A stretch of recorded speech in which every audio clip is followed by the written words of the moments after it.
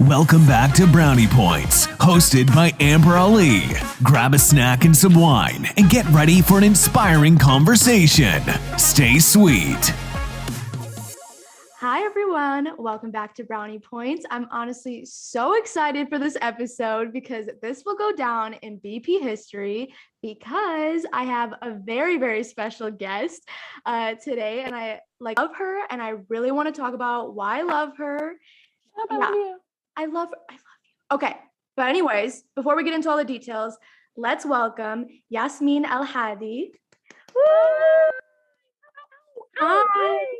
Oh my gosh, this podcast is gonna be insane. Let it. How are you? I'm doing so well. How are you? I'm well now that I'm on Brownie Points podcast. I feel wow, that's amazing. I mean, you said it will go down to BP history, and all I thought of, because I'm old and I'm an elder millennial, is of the BP oil spill. And I was like, there is a BP history, but you don't want to be a part of it. You don't want to be a part of it. You want to be called the Brownie Points. Right. History. Brownie Points. Yeah. In Brownie Points We'll switch it up. We're changing the narrative. We're going to switch it up. I love that. We're going to re-own it. Points. I love that. Yeah, I'm claiming the name. Reclaim. Yeah, BP. So I have a ton of questions for you today because I actually found you through TikTok. So I wanted to explain the story because I thought it was really cool that you are here in front of me when I first saw you in my bedroom on my bed and scrolling through TikTok. I love that. People are confused right now about how we met. Yeah, they're like talking. Yeah, they're like, where were you in her room? On her bed? Where were you? What were you doing in this young woman's room? Anyways, go ahead. Well, you were in my room on my phone, and it was a great time. You were really comforting. No, I was on TikTok, and I found your video. You were doing a stand-up show, and I was watching it for the first few seconds. And usually, I'm not going to lie to you. I scroll, like I just keep scrolling. I'm not like a big stop and stare, stop and watch. I have zero attention span. So you've got bigger things to do. Yeah, I'm like a girl. But stopped your scroll. I stopped your scroll. You stopped my scroll. Ooh. Yeah. Is that gonna be like the new compliment? Like, oh, you stopped my scroll. I just feel like you stopped my scroll. Like, I feel like right now I won a freaking Oscar. Yeah, you did. Well, you're going to. I already know you're going to. You're literally gonna go. You're gonna go insane. Let's put it out. Right. Let's put it out in the universe. Right. IA. For the non-Muslims listening, right? It ain't for you. Let it go. Bye. It ain't for you. Anyways, so I watched your TikTok and I found you absolutely hilarious. I was dying on my knees. I showed everybody around me. I was like, she is so good. And I had just said this a couple minutes ago. I'm not going to compare you to anyone, but you reminded me of one of my favorite comedians that is doing really well right now. And I was like, you were going to be the next biggest comedian. So I got a little fangirly and I went on your Instagram. Yeah, I did a little fangirl moment, like looked on your Instagram, like see what's going on there. Yeah. And I was like, I'm going to just shoot my shot. I felt very nervous. It was like a first, like when you ask, I mean, I don't really slide into DMs, so I don't know that process works. But yes, this was like my first time really sliding into someone's DMs. And I was like, hey girl, what's up? Like thinking that you're going to beautiful. You so cute. I'm like, love that dress in that TikTok video. Can I have your number? Can I have your outfit? Oh my God. Have you seen that video? No one knows that skit. That's so funny that you know that skit with the like croissant. I can't pronounce it. Can I have it? Can I have your number? Oh my God. And then he was talking about Grace Kelly. Oh my God. This podcast is going to be insane. It is.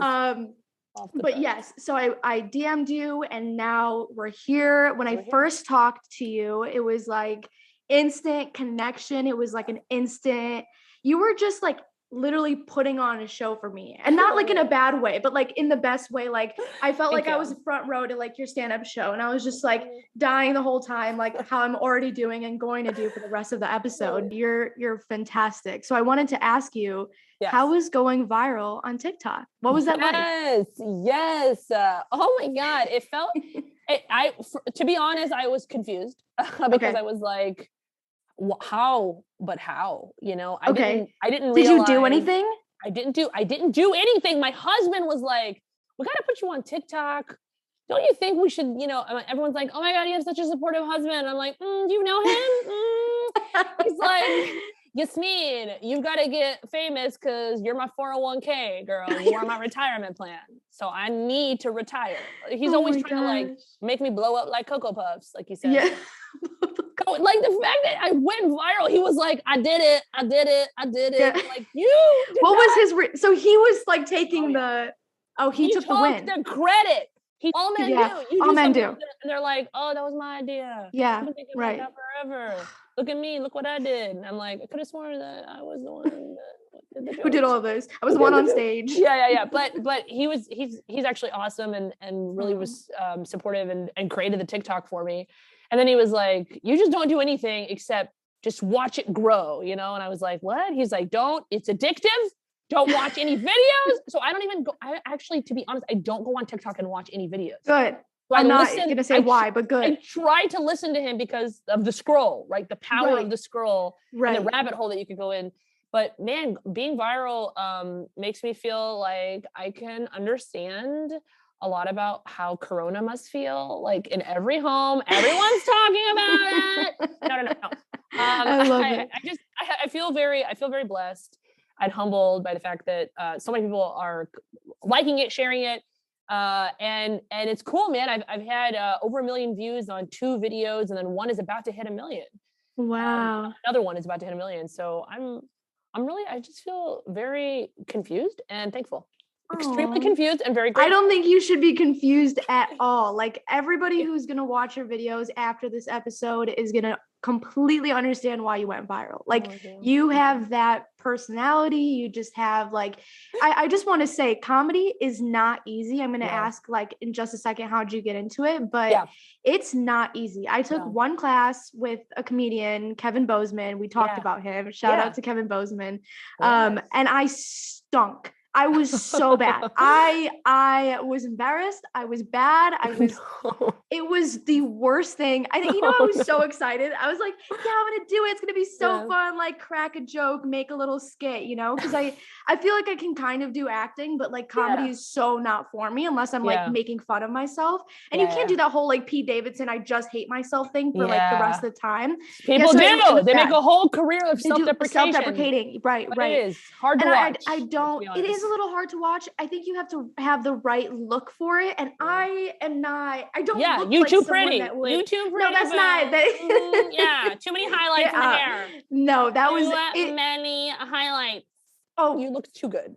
You you. can't be self-deprecating. No, I think it was, but I think it was more, I just look stupid. So I just want to say I commend you for doing what you do because it is insanely hard and it is so much more skilled than just making a joke up on stage. It takes a lot of work, a lot of time, a lot of mental energy and creativity. And I wanted to ask, like, why'd you get into it? Why did you want to do this in the first place? Yeah, I really appreciate your kind of appreciation. I appreciate your appreciation of how difficult it is because you did it. And I'm so proud of you for trying. I love it.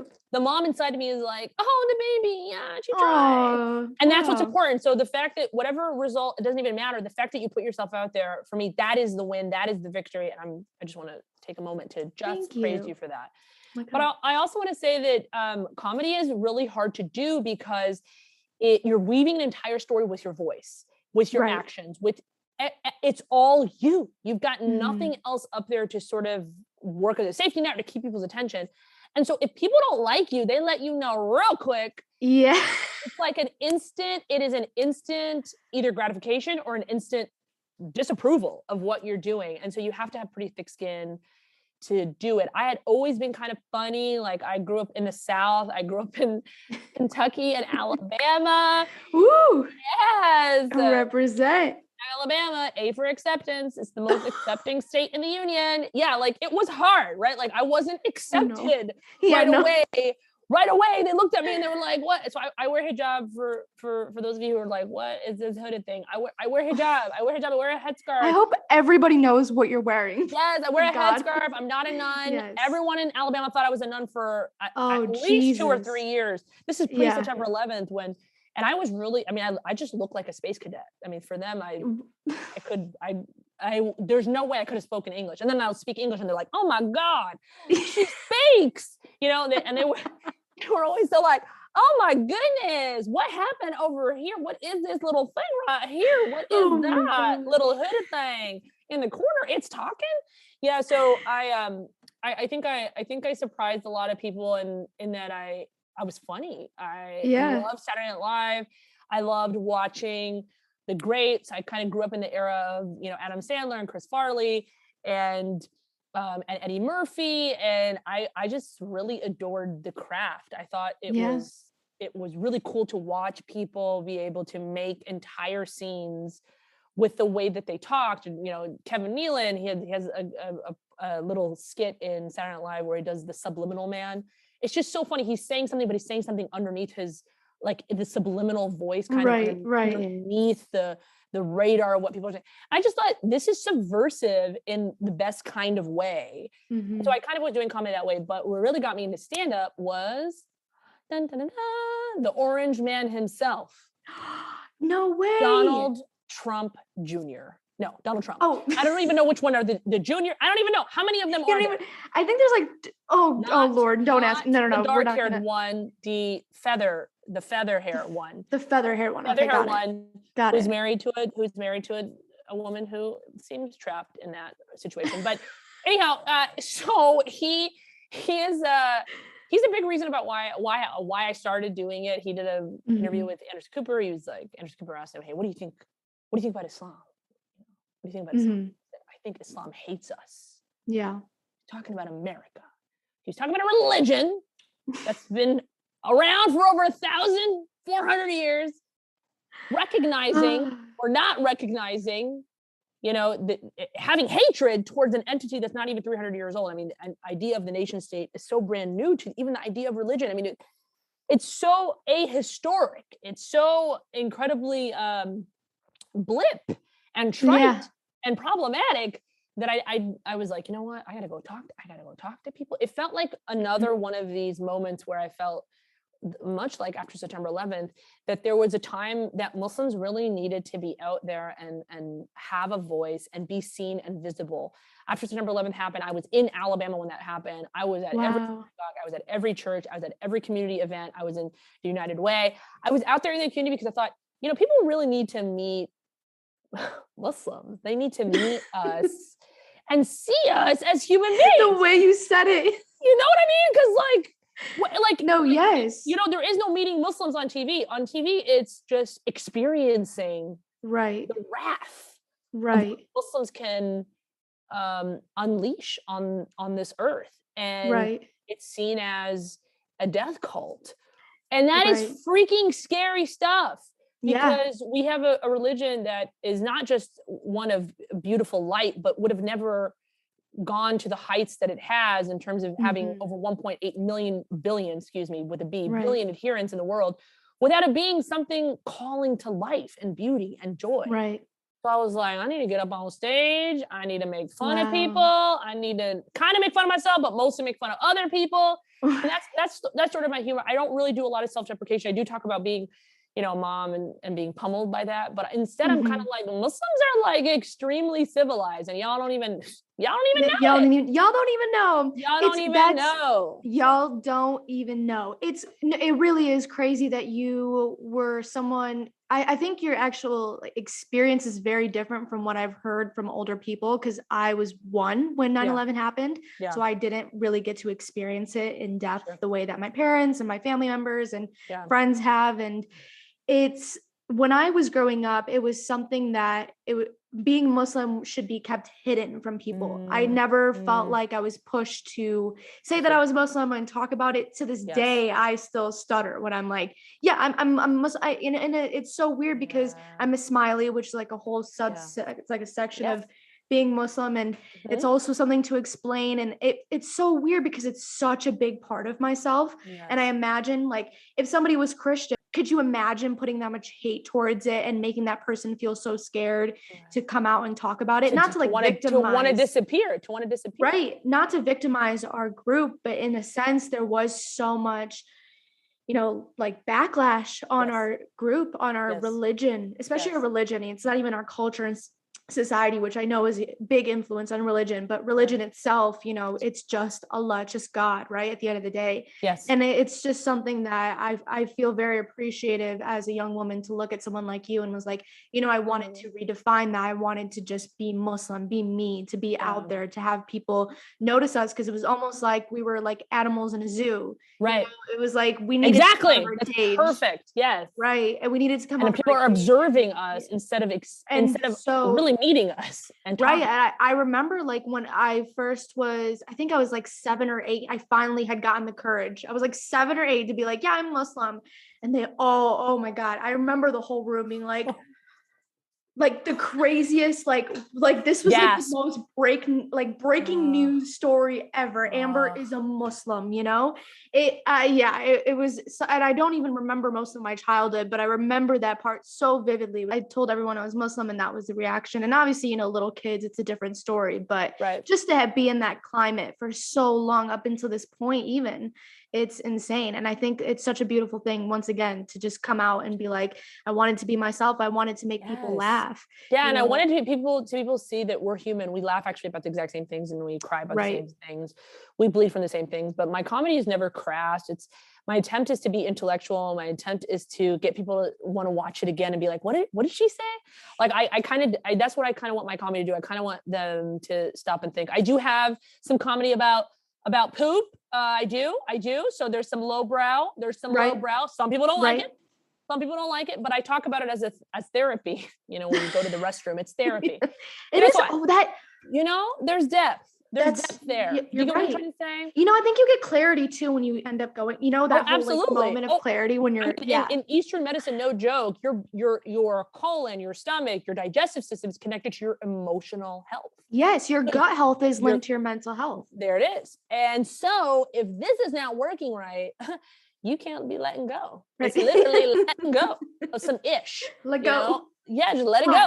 Let it just let it go. Let it just slide through you. That's so crazy. Out into the world. So anyhow, I was just going to say that I feel like a big part of why I was proud to be who I was and felt the need to assert who I was is because of my parents. My dad and my mom were very proud about being different and unique. And instead of seeing it as something that was wrong with me, to see it as my superpower. Like, you're unique. Just be you. Just do it. Just do it. Just be yourself. Just do the right thing. Just do it. I'm like, Dad, that's a Nike ad, but okay. All right. I get what you're saying. I'm like, you want me to be a weirdo? He's like, weird is good. It's a little bit different. Yeah. It's like unique. It's like it reminds me of my Baba. 100%. Yeah. 100%. So I feel like I kind of really wanted to lean into that. And that's what made me want to do comedy. And I did one little stand-up show that's on YouTube. My first ever stand-up show. You can watch it. It's just called Me and a Mic. It's in Bethesda, Maryland. And I did well enough to be asked to continue to show up to shows. And that's I just want to let you know that what you want from your comedy, you're getting it. It's exactly how I like totally felt. Yeah. 100% makes you step back and think it's very, is there a high class comedy? Because if there is, that's what you're in. Yes! I'll take it. Glam comedy. I want to have Gucci comedy. Gucci gang. Oh my God. Gucci. Gucci gang. Oh. Yeah. Oh. That's what I want my comedy to be. Yeah. Whoa. A little dap at the end. Yeah, I love that. It's just like it's like a little sprinkle at the end. Yeah, a little sprinkle. It's like a cherry. I need you to do a skit that like, have you seen like Jimmy Fallon and he does that like ew skit? Do you remember? Does that like ew, like, I forgot what it was. It was like shoes, something with shoes. Well, he's got one with her. I love that. The one, my favorite Fallon skit actually is when he's like he's a girl. He's playing like a prepubescent girl, and he's got braces. And he's that's the one. That's the one. Yeah. Yes. So you need to do a skit like that. That's a fantastic idea. Right? It's so. Oh my God, that voice that you have. That I have to copyright girl. I have to copyright that. Do it. Can I get like some profit off of that? No. Like maybe get a little. You are getting cut out. Mm-hmm. I'm gonna get cut out. Yeah. The industry is getting to hurt, ladies. Get at my level. No. I'm here to use and abuse. So I'm not sure if you knew that. That's what I'm here to do. She just wanted clout. That's all she wanted. That's why she's here.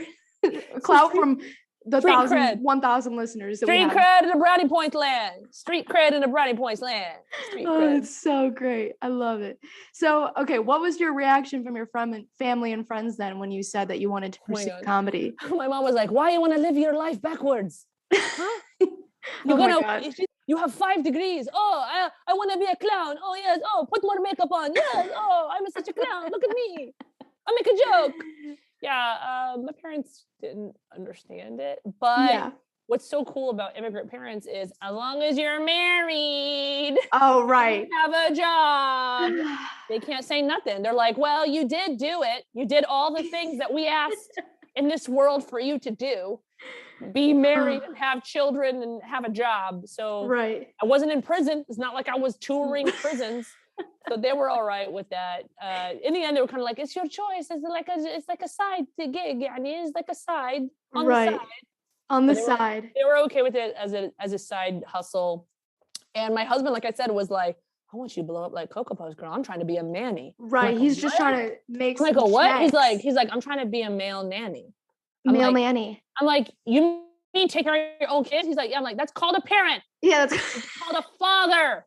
When you take care of your own children, Manny. God. I don't know. It's like what my boys were saying. Like, I want to be like a Manny driving a Land Rover. Like, that's his dream. Yeah, that's his dream. His well, dream. I think you're going to fulfill his dream. You're blowing. Look, I am here to fulfill his dreams. Right. Wow. I think you just did it. You are the Muslim woman. You are the best Muslim woman. Pleasing her man. Pleasing God. Her man. Trying to get that Tesla, whatever. Well, I also want to add that you were a lawyer. I am. You are a lawyer. So that's why I'm like, it's kind of insane that you went, you're still a lawyer, right? I'm still a lawyer. I'm full-time. She's still, that's your full-time. That's a great full-time gig. A great gig. You still work at, but the husband still wants more. Yeah. It's so cool because I always tell this when I'm talking to young people, especially, I don't know how many people who are listening are maybe Gen Z or maybe younger millennials. Right, most of them. My feelings, because you kind of got that youthful vibe, which I like. I was just going to say that I want you guys to earn the ability to do whatever you're passionate about. And love it. Some people will say, just be passionate, do what's your passion. And I'm like, not here for that. I'm not here to tell you, and it might be a generational thing, where I'm like, I'm not here to tell you, be like, I want to be a dance major. I'm like, that's cute. Like, you want to be pre-med dance major? Is that what you're interested in? Yeah. Do you want to do like theater and art, but also be pre-engineering? Like, are you going to keep going, or an accountant or something? I kind of want people to go into something where I said pre-engineering, but you can just get a 4-year engineering degree for everyone who's listening out there. My husband's getting a master's right now in engineering. And he's feeling fancy. He's feeling very fancy. He's like, look at me, I'm almost done. And I'm like, look at me, I'm dying with these children. Yeah, it's fine. It's good. It's fine. With your multiple degrees. I got too much stuff. I got too much stuff going on. But I want to just tell, young folks, like, earn it. Don't just say, I want to do this. Like, work your butt off, y'all, and work towards it in a way that is dignified, in a way that it elevates your dignity, that elevates your consciousness, that doesn't put you in the dirt. You don't have to mudsling to make it. Yeah. A lot of people think that, and it's like, you really don't. You don't even have to. We don't have to compromise. Give a lot up. Yeah, you don't have to really compromise any of your like values to do what you love, but you have to work for it and you have to earn it.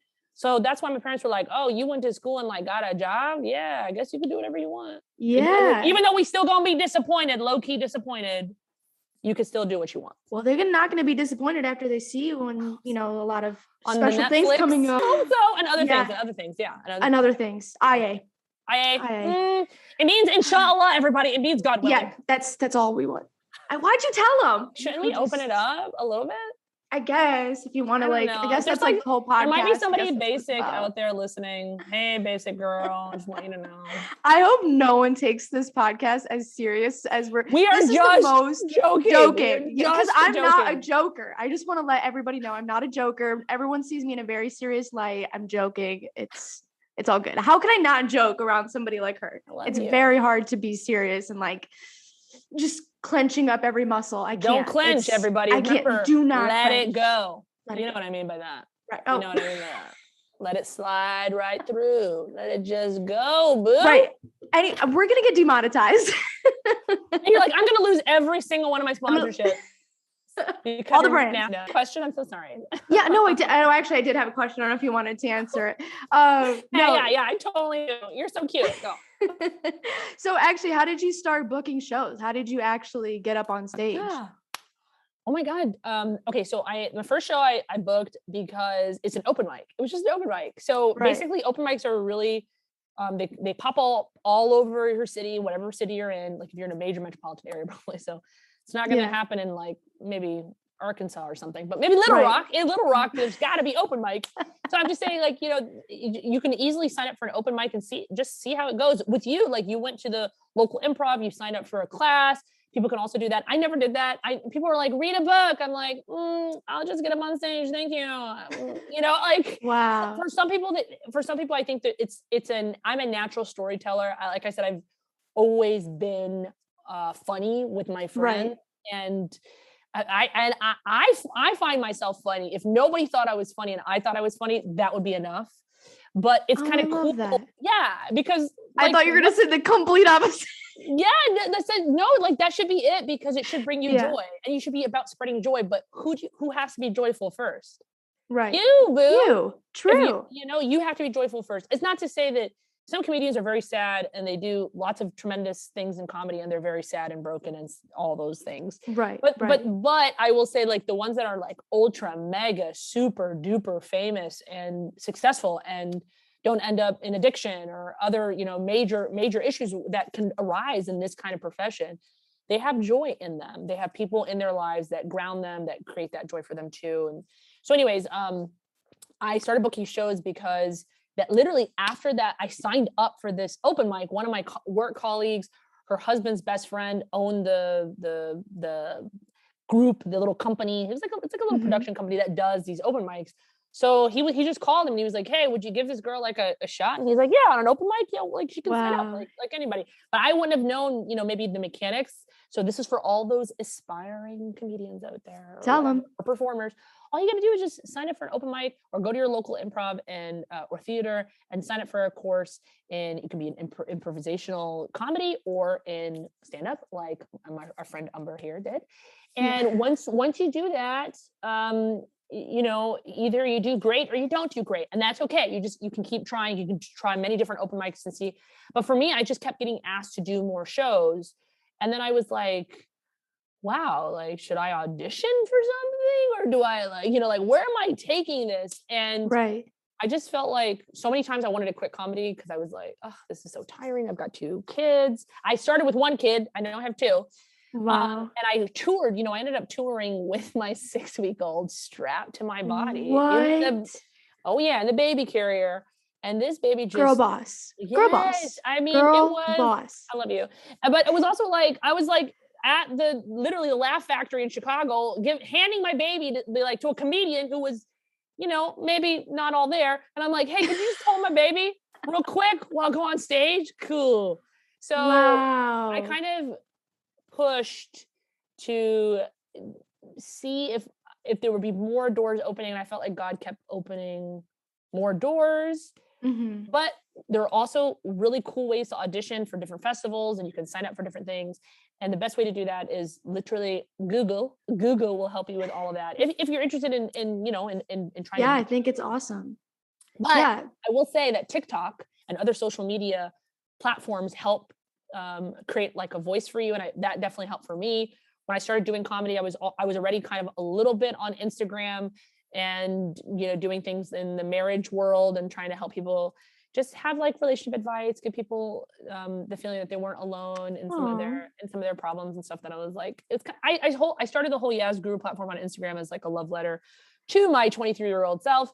Which I couldn't talk to her. I couldn't catch her. Yeah, I couldn't save her, right? I couldn't catch her. I had been married. I was divorced. I got remarried. I wanted to show people that there was hope, that it's okay to like not know what to do and to talk to somebody that maybe might be able to help or start the conversation about destigmatizing the taboo of going to a therapist, or to start thinking about people that you could talk to who are really wise, to have a role model couple in your life, to have these important conversations that weren't happening. So instead of saving myself, I decided to talk to other young people.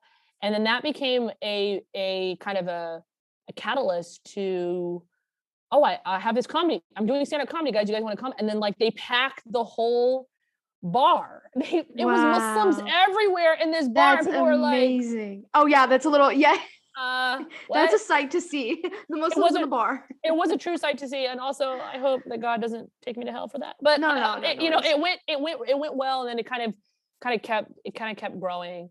And then the pandemic happened, and I stopped touring. I stopped doing any comedy shows, and I just started doing comedy videos, and those are all over my Instagram. Yeah. You guys need to watch her content. I think it is. Do you edit your videos, by the way, yourself? I do it all. Are you serious? I shoot. I edit. So perfect, especially the ones that obviously like have the subtitles. All the subtitles, yeah. Oh my God, it's perfectly edited. It's exactly what you would want to see in terms of like online comedic content. It's just beautiful. Once again, I'm not going to compare you.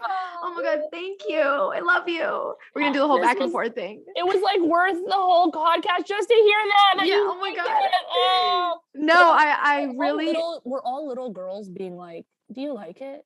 Oh yeah. 100. The validation, the external validation. Right. Yeah. That's all you need in life is external validation as a woman. That's all we care about. That and getting married. Anyways, I like that. But anyways, I'm happy that you like it. I'm happy. Oh yeah, I love it. I think everybody will love it. I think that's the thing about when I like talk to people, you just know when someone's really about their craft. And when I talk to you, you're really about your craft, and what you do and your intentions behind it are so pure, and you're clearly breaking barriers. I've never seen a Muslim hijabi woman on the stage performing the way that you do, with the type of language that you use, which I think is phenomenal. So yeah, it's incredible that you're doing this. Have you faced any discrimination in your world? I mean, I think being hijabi woman is probably just like a target in itself. And I mean, being blatantly honest, but in the comedic world, have you faced that? Have you faced like, do I want to put out his name there? Like Dave Chappelle's of the world? Like, have you faced people that are just so not wanting you to be there? Yeah. Dave Chappelle's awesome. And probably, doesn't know I exist, but I was going to say that, I've definitely faced people who don't want to make room for someone like me in the comedy world. Right. And I'm definitely not a part of the club. Like there's and every city in DC is one of them. And, Chappelle's a DC comedian.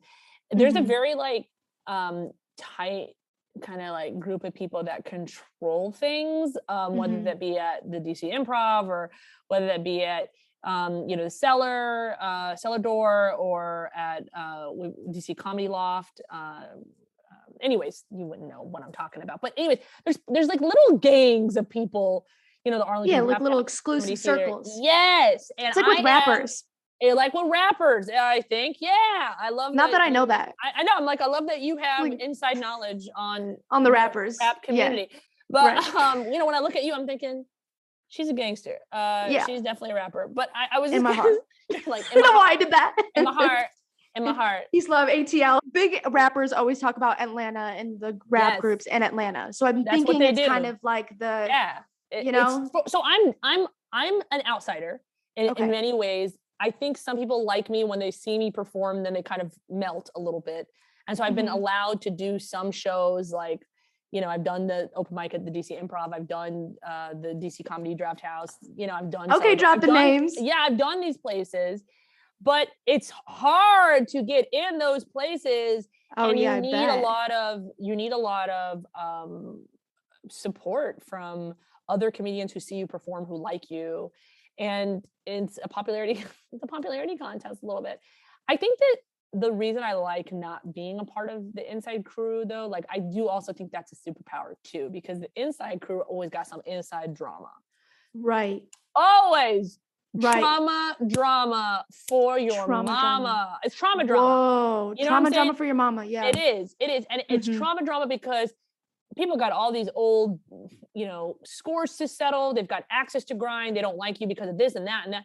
Alhamdulillah, I'm like not all up in that. You're not in the politics. There's a lot of politics and comedy. A ton of politics and comedy. I'm not in that. I can tell. But it also means I'm not going to be like mega super famous in an instant or something like that.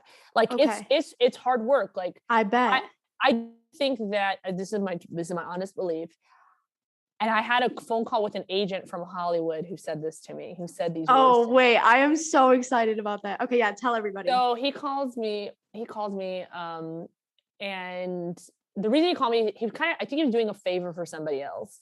Because I'm gonna be on this TV show. Okay, everybody, I'm gonna be on the TV show. Can you not say it so casually? She's going to be on a TV show with who? Can you talk about that? I can't say. Oh, you can't talk about that. But I'm going to be on national TV doing something cool. Perfect. And so anyway, so this agent calls me because I told one of my friend called them and said, hey, like, see if you would want to maybe do an informational like session with her. Mm-hmm. All right. Homeboy calls me and he's like, like, I'm looking at your Instagram following. You just have like 25,000 followers or something, you haven't really gone viral.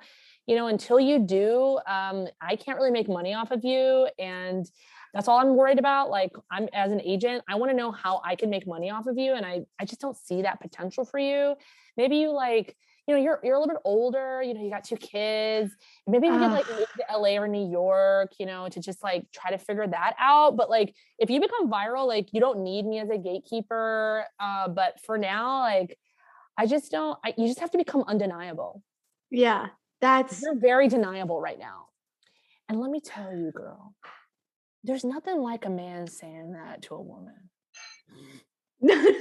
To make you want to be like, I will crush everything.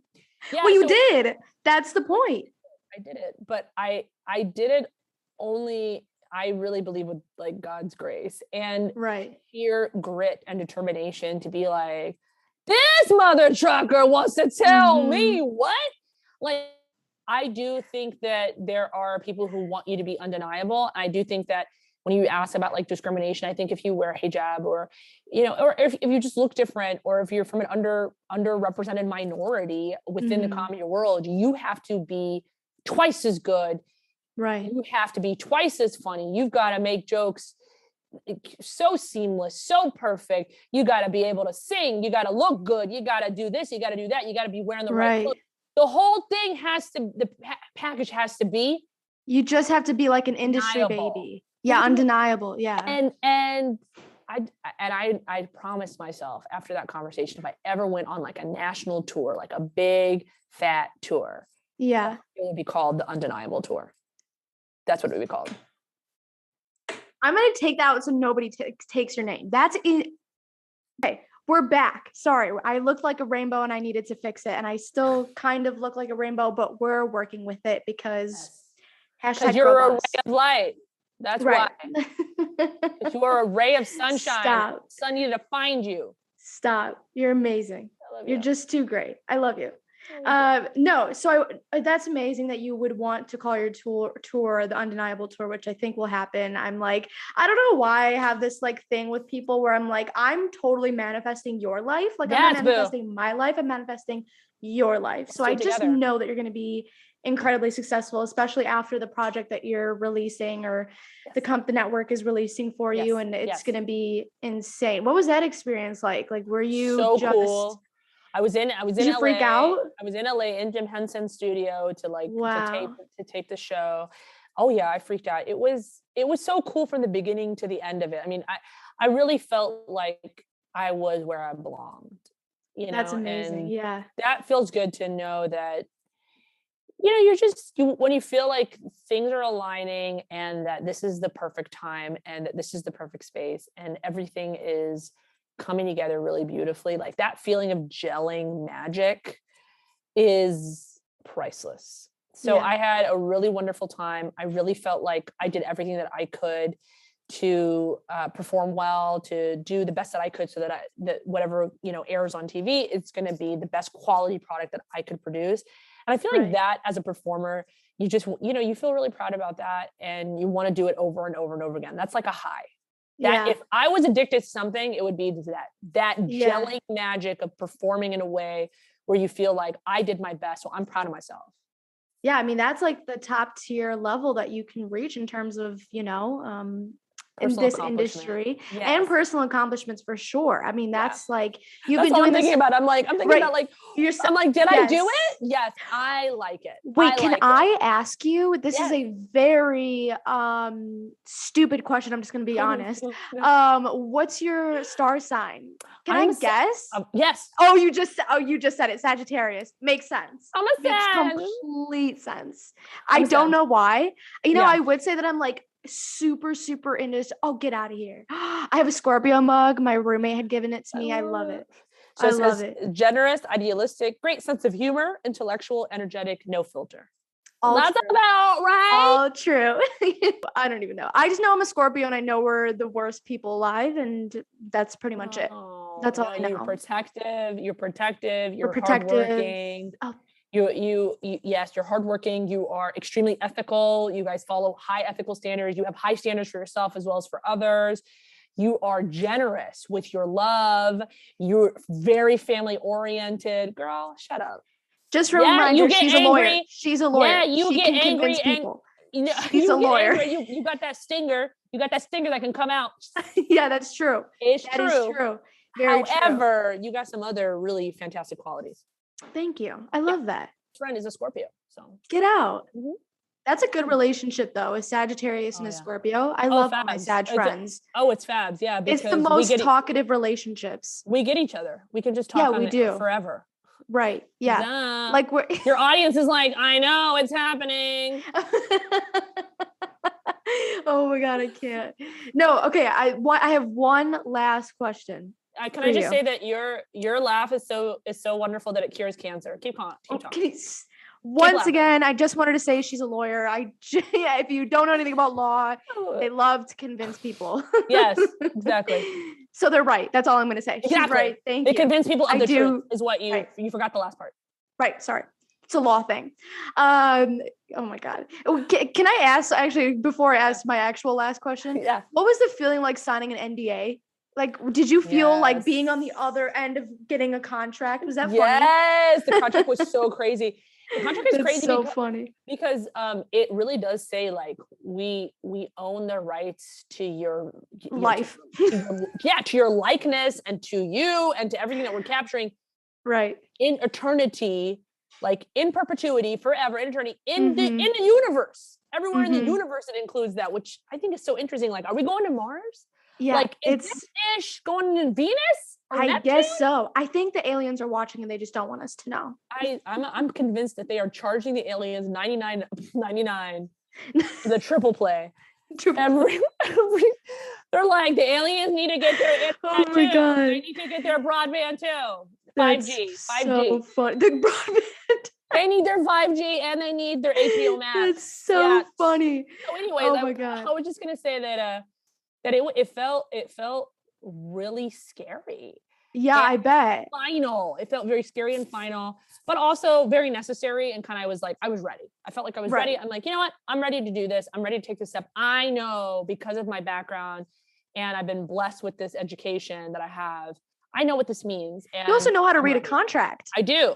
I do know how to read a contract. Most people don't. I feel like when most people get a contract, they're like, so where's the money aspect? Where's the perks, benefits? Exactly. You're like, where's the part about getting the Mercedes Page 3? To pick me up? Okay. Signing. Exactly. Do you want my blood too? Let me sign my whole life away. Let me just prick it. I've heard of many terrible experiences with absolutely. NDAs. Oh, absolutely. No, so that's amazing that you're good at it. You're good at reading contracts. I was ready and I understood the practical. I understood the practical. You understood the assignment. The necessity. Do you know that's a term, right? Understood the assignment. I love it. Yeah. The kids hate school so much that they're now making fun of their teacher straight to their face. Right. I understood the assignment. I understood the assignment. No, it's like when someone does something really well, it's like, oh, you understood the assignment. Like Yasmin totally understood the assignment, or like you dressed up really pretty. I'm like obsessed with you, like letting me know these things. Thank you. Yeah, of course. Yeah, I will totally be your Gen Z. I don't know what dictionary. They're called dictionaries. Yes. Oh my God, I love it. It's what I went to school for. It's what I paid my whole education for. But no, I wanted. So my last question actually is that what projects are you currently working on? What's next for Yasmin Elhady? Performing in Dallas on September 25th. At like a big festival for Muslim families. I'm really excited about that. Just something like really cute for families, and I'm like just like something family friendly and comedic. And it's gonna be where people can enjoy something, especially after being locked up for so long in the pandemic in our homes. It is just going to be really great to see people, because we haven't done any Islamic. I haven't gone anywhere, really, because people can't really gather indoors. So really excited about that. On September 23rd and like throughout all of October, I will be doing different venues here in DC and Northern Virginia. Like I have a show on the 23rd here in DC. But the major thing is that there's a tour coming up that Ill Muslims and Penny Peel USA are putting together, which is really exciting. It's called the Punchline Tour. So you can check out my website, yasminelhady.com, for the proposed dates. They're tentative right now. And then I'll put up the Eventbrite links at Yasmin Elhady, YasminElhady, yasminelhady.com, yasminelhady.com, however you want to say it. However what you want to say it. Right. But on that calendar, you're going to see all the proposed dates. We're going to 9 cities across the United States on this comedy tour. So I'm pretty excited about that. And we're going to do it for sustainable projects. We're going to do it raising awareness and money, hopefully lots and lots of money for people who really need it, vulnerable populations. I've only gone on comedy tours that are associated with charities, because that's amazing. I try to do good work. The comedy is not supposed to just be like funny. It's supposed to be healing. And it's not just supposed to be healing for you, but it's supposed to be healing for others as well. So make sure you pay it forward. We're really excited to see everybody on that Punchline Comedy Tour and see all the cool talent that's going to show up for that. So I'm really excited about that. And then I'm going to be on TV. I'm going to be on She's TV. Going on TV. But you'll know about it if you follow me on TikTok and on Instagram, Yasguru on Instagram, Yasmin Elhady, YasminElhady, Yasmin Elhady on TikTok. You will learn all about what that show is about, because the writer of the show already actually posted something on Instagram about my story that's going to be on TV. So you will learn more about that if you follow me on those mediums, on the social media platforms, so that you can catch me on TV. Awesome. Thank you so much for sharing that. Catch me outside. No, seriously, I'll put everything down below. I'll put all the links down below. Please support Yasmin. She is such a light. I told you probably, I don't know, maybe the 100th time that I love you. Say one more time, I love her. She is truly going to be the next biggest comedian. I'm not joking. I'll give everybody my life savings if that doesn't come true, because you are incredibly talented, and I can't wait to watch your show. I can't wait to see you when you come to Chicago, inshallah. Inshallah. Okay. I am going to be coming to Chicago. I'll be in Chicago. I believe our Chicago show is in November. Yeah. Perfect. Oh my God. Or the end of October. I gotta look. You can check out my website. Find out when I'm going to be. We will look at the website, and we're all going to join you. People in Chicago, if you guys want to go to a show, let's go to the show. Go to the show. She's a singer, she's a dancer, she's a comedian, she's a lawyer. I'm a bad singer, and even worse dancer, but she's Yasmin Elhady. Yes. Thank you so much for coming on. I seriously appreciate all of your time, all of your energy and love on this episode. This is the best episode I've filmed, in my opinion. It was, you made me smile and laugh the whole time. It was just a great conversation.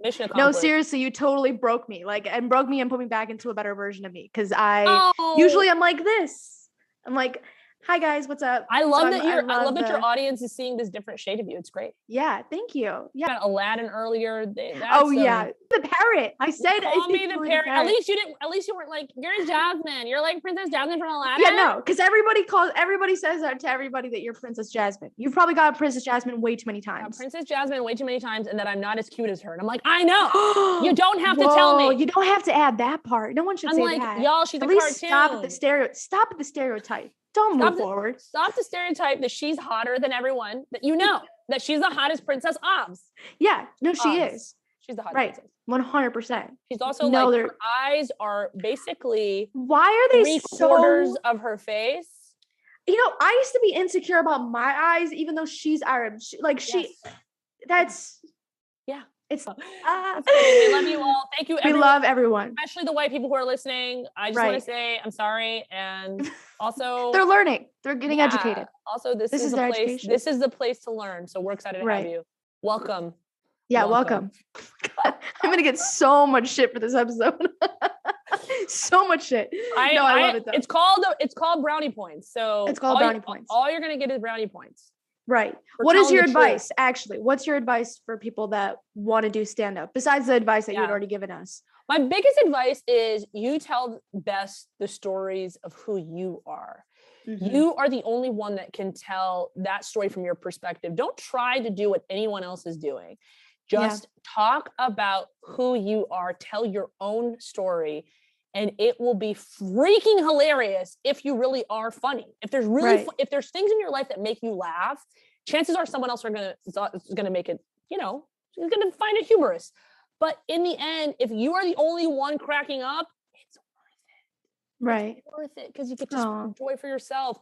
So, we tell the stories and we write the things that we know best. And as long as you kind of stick to that idea of like, be unique, just do you, just do it. Just be you, just do it. Just do it. Getting copyrighted. Yeah, my dad's, I think Nike owns that, but if my dad were the owner of that, he would be a million gajillionaire. Right. I think he's right. That's my biggest advice. Just do it. Don't let fear dictate your decisions. Always try, which is why I started off by saying to our beautiful, amazing host today, I'm so proud of her for trying. So whatever it is, whatever passion it is that you want to do, try it out, but please get a real job. And that's it for this episode. Thank you guys. No, seriously, thank you guys for watching. And then your passion can become your real job. That's all. Right. And your passion can become your real job. I honestly believe that it is the safest way to go about life. So that I'll give you that. It's the safest way to go about life when it comes to doing what you love to do, unless you want to be a lawyer and that's what you really love to do. Yes, and those are good things. But for women, I'm always like, just get yourself a little job that you like here that makes you some money. So it makes some coin. Right. Look at that. So just some of my kids ripping up Mickey money. We were just talking about Disney. Money. Look at that. They've infiltrated everything. Look at this. They've infiltrated beautiful. Everything. I can't wait to have kids.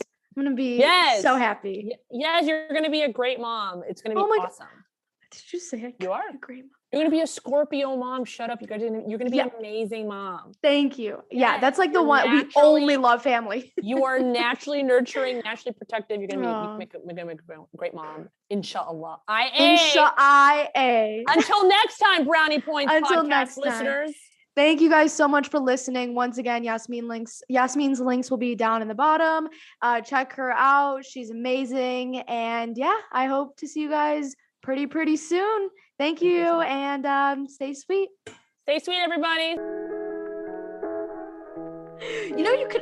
You could have been, this is the weirdest thing. I don't know why I had this thought. Go. You know that little parrot in in Aladdin? Yagu? Yeah. I don't know his name. Yagu? On the Emperor Jafar. Jafar. You just made me Gilbert Godfrey. Gilbert Godfrey has the most annoying voice. No. Okay, but I'm not saying that you would be I'm saying that you would be a better voice. Like you would. I would be the better version of the most annoying parrot ever. And you tell me if streaks of light on your face is a bad thing, because I feel like it's a good thing. It's just like literally a rainbow on my face. Say cut, so I know when to cut. Okay, we're cutting. Oh, shut up! Your dress is so cute. Thank you. It's a little, it's a little. Yeah.